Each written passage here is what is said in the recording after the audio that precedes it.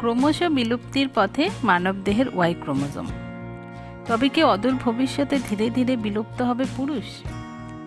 সেক্ষেত্রে পৃথিবীতে কেবল রাজ থাকবে নারীদেরই। সাম্প্রতিক proceeding of the national academy of সায়েন্সের গবেষণায় উঠে এসেছে এই তথ্য।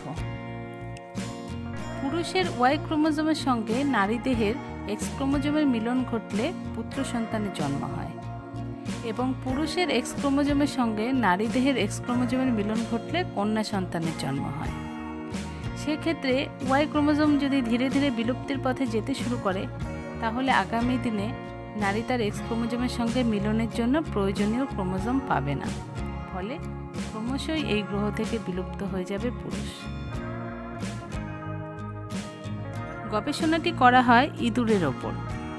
সে পরীক্ষায় দেখা গিয়েছে মেল ডিটারমিনিং জিন তথা ওয়াই ক্রোমোজোমে বড়সড় বিবর্তন ঘটছে।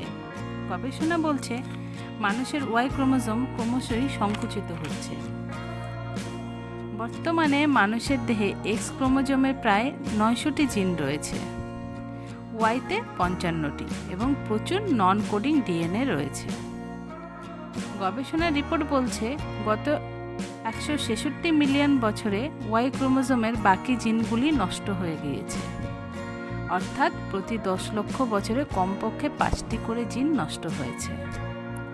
এভাবে চলতে থাকলে শেষ 55টি জিন আগামী 110 লক্ষ বছরে শেষ হয়ে যাবে। তখন পৃথিবীতে হয়তো শুধু কন্যা সন্তানেরই জন্ম হবে।